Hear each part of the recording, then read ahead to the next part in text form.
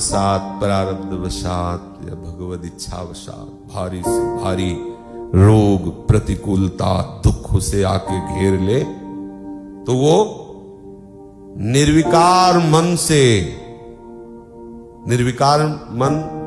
से भोगने का तात्पर्य है कोई शिकायत नहीं, कोई प्रश्न नहीं, बस चुपचाप भोगे जा रहा है।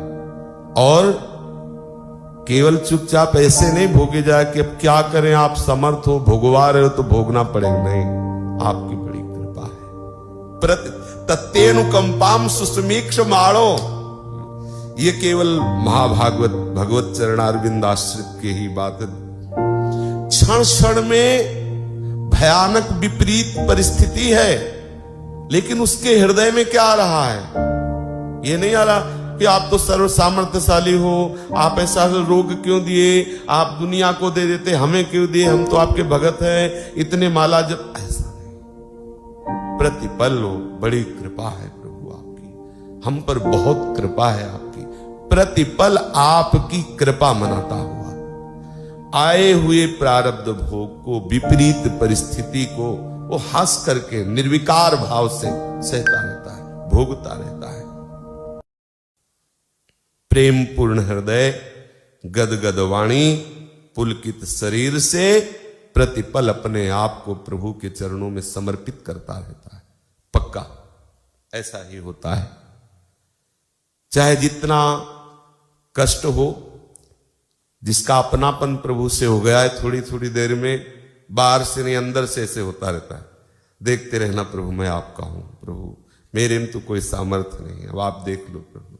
थोड़ी थोड़ी देर में मन वचन कर्म से शरणागत होते हुए भी बार बार शरणागत होता रहता है, समर्पित होते हुए भी वो बार बार समर्पित होता रहता है। आए हुए दुख को, आए हुए प्रारब्ध को निर्विकार भाव से भोग लेता है और उस समय भी प्रभु की कृपा मनाता है। मेरे ऊपर बहुत कृपा है, प्रभु की अपार कृपा है, मुझे प्रभु बहुत प्यार करते हैं, बहुत दुलार करते हैं। यह है सिद्धांत उस भगवत प्रेमी महात्मा का जिसने अपना हृदय प्रभु के चरणों में समर्पित कर दिया है। प्रेम पूर्ण हृदय होता है। अच्छा, इस प्रेम पूर्ण हृदय में अगर एक ये भी बात आती है कि प्रभु मैं आपका हूं, तो उसमें कुछ कड़वाहट वाली भी बातें होती हैं। प्रेम में ऐसा थोड़ी कि हर समय स्तवन ही होता रहे, कभी कभी प्रेम के दो स्वरूप हैं, खींचना और रीझना, अनुकूलता और वामता। कहीं कहीं तो अनुकूलता से अधिक प्रेम का भावावेश वामता में होता है, वामता में कहीं कहीं अधिक होता है। वो प्रेम की एक दशा होती है।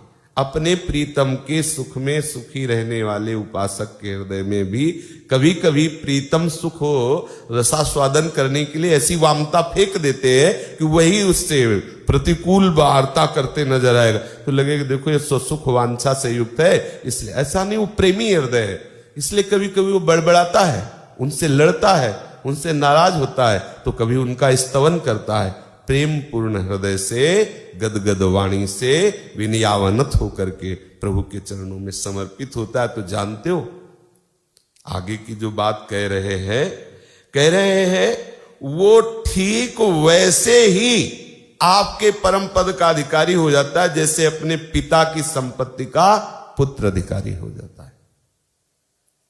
पर है ये बहुत कठिन कि कष्ट हो और बड़ी कृपा है प्रभु आपकी, ये कहना बहुत कठिन होता है। प्राण जब व्याकुल हो, शरीर पीड़ा में हो, बुद्धि शिथिल हो, कोई पास न हो, और उस समय भगवान नाम जब चल रहा हो और गदगद कंठ से पुकार रहा हो, हे कृष्ण आपकी अपार कृपा है, ये है महाभागवत का स्वरूप।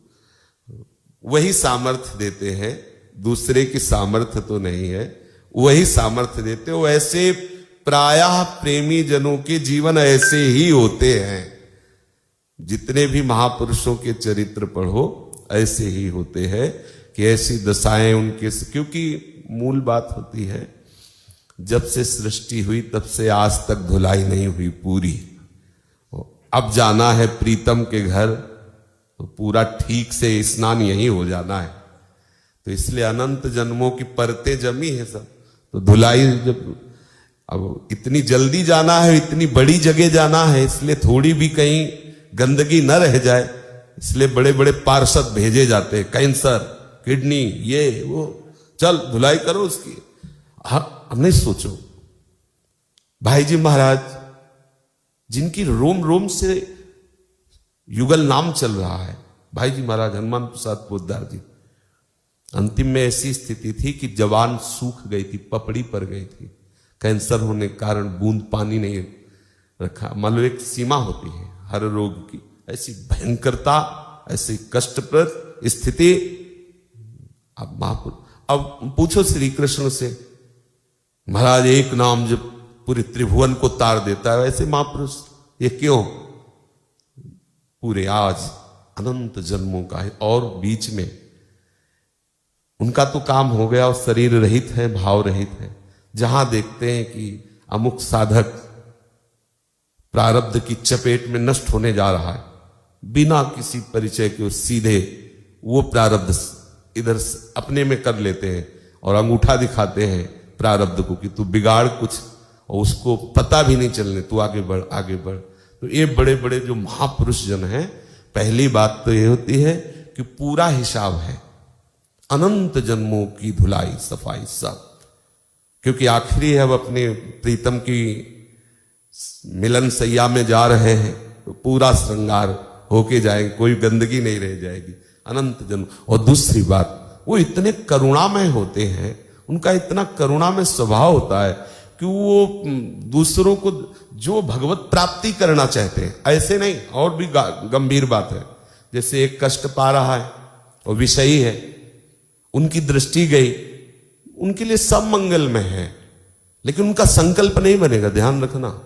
और एक है भगवत प्राप्ति के लिए प्रयासरत है, प्रारब्ध आकर के उसे नष्ट करना चाहता है, अब वो बिना किसी प्रार्थना के वो संकल्प कर देंगे और उस प्रारब्ध को नष्ट कर देंगे, या प्रारब्ध को स्वयं भोग लेंगे और उस उपासक की उपासना में बाधा भी नहीं पड़ने देंगे और उसे जानने भी नहीं देंगे। इसीलिए ऐसे बड़े बड़े महापुरुष जनों को इतना भयंकर देखा गया, ऐसा भयंकर कष्ट, मतलब आश्चर्य है, भयंकर। अगर 2 बूंद जल डालो तो ऐसे मुंह फैलाए और 2 बूंद और पड़ जाए, दरिया बह रही है, लेकिन उनके लिए 2 बूंद और ले डाला जाएगा, क्योंकि कैंसर भयंकर फैला हो, ये लीलाएं चलती रहती ऐसी।